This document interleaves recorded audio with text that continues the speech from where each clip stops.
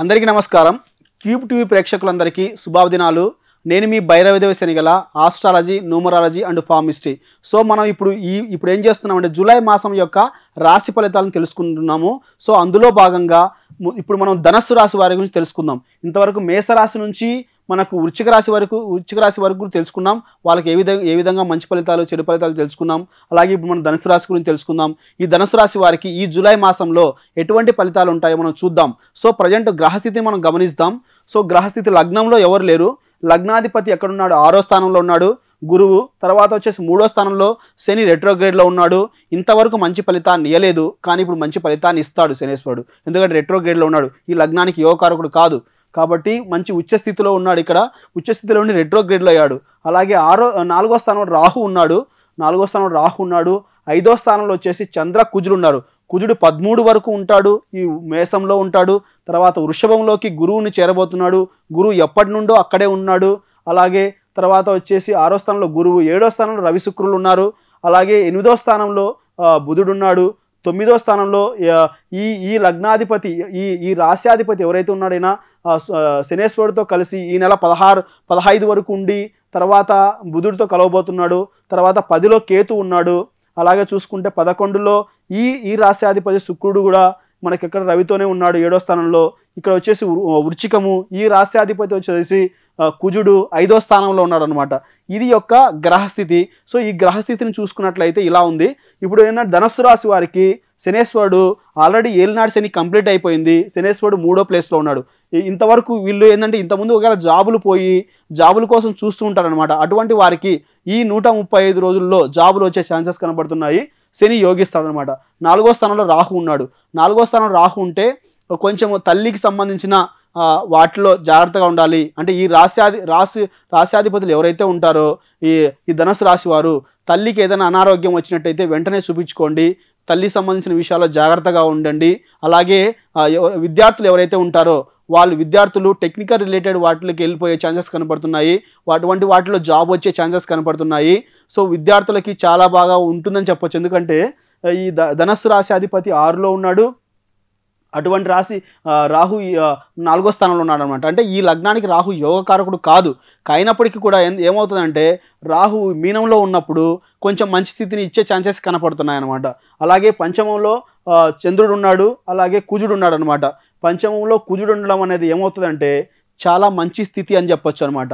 అంటే వీళ్ళు పూర్వజన్మలో సంపాదించుకున్న పుణ్యాన్ని మనం ఐదో జన్మలో 9వ స్థానం పూర్వజన్మ స్థానం అనుకుంటే 5వ స్థానంలో ఈ జన్మలో మనం పొందే స్థితి మనం చెప్తామన్నమాట. అటువంటి స్థితిలో ధనస్సు లగ్నానికి యోగకారకుడైన కుజుడు ఉచ్చ స్థితిలో ఉండడం అనేది చాలా మంచిది.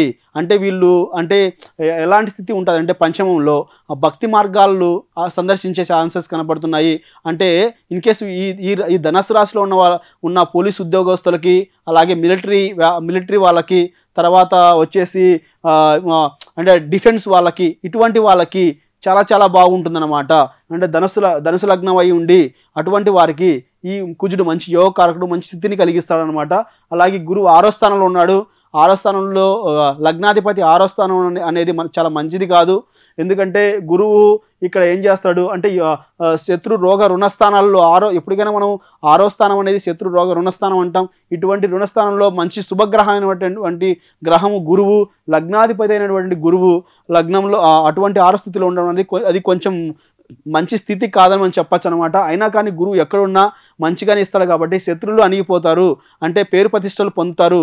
అటువంటి రోగాలకు సంబంధించిన ఇంతకుముందు ఏదైనా సపోజ్ ఇప్పుడు ఎవరైనా ఒక వ్యక్తి ధనుసు రాశి వ్యక్తి హెడ్ఏక్తో బాధపడుతున్నాడు, లేదంటే హార్ట్ రిలేటెడ్తో బాధపడుతున్నాడు, అటువంటి వాళ్ళకి ఈ నెలల్లో మంచి స్థితి కలిగి వస్తుంది. అటువంటి దాని నుంచి వాళ్ళు ఉపశమనం పొందే ఛాన్సెస్ కనపడుతున్నాయి అనమాట. గురువు మంచి స్థితిని కలిగిస్తాడనమాట. అంటే సప్తమంలో రవి శుక్రులు లగ్నాన్ని చూస్తారు కాబట్టి అంటే భార్యాభర్తల మధ్య మంచి స్థితి ఉంటుంది, గౌరవ మర్యాదలు పెరుగుతాయి, అన్యోన్యంగా ఉంటారనమాట. అలాగే బుధుడు వచ్చేసి అష్టమంలో ఉన్నాడు. ఇది మంచి స్థితి కాదు. సో ఇదేంటంటే కొంచెం ఆయుర్దాయం విషయాన్ని మనకు చూసుకున్నట్లయితే మంచిగా మెంటల్ రిలేటెడ్ ఇష్యూస్ వచ్చే ఛాన్సెస్ కనపడుతున్నాయి, ప్రెజర్ లోన్ అయ్యే ఛాన్సెస్ కనపడుతున్నాయి. అటువంటి వాటికి వెళ్ళకండి, అమ్మవారిని ఎక్కువ కొలవండి. అటువంటి స్థితి నుంచి మీరు బయటపడతారనమాట. అలాగే దశమంలో కేతు ఉన్నాడు. ఖచ్చితంగా ఇప్పుడు ఏంటంటే వృత్తి ఉద్యోగాల్లో ఉండే వాళ్ళకి జాబులు పోయే ఛాన్సెస్ కనపడుతున్నాయి. జాబులు మాకు వద్దని వదిలేసుకునే ఛాన్సెస్ కనపడుతున్నాయి. అలా కాకుండా జాబుల్లోనే ఉండండి, బయటికి రాకండి. వృత్తి ఉద్యోగాలను వదిలేయకండి. ఇంతకుముందు ఏ ఉద్యోగం ఉంటే ఆ ఉద్యోగాన్ని వదిలేయకుండా జాగ్రత్తగా చూసుకోండి.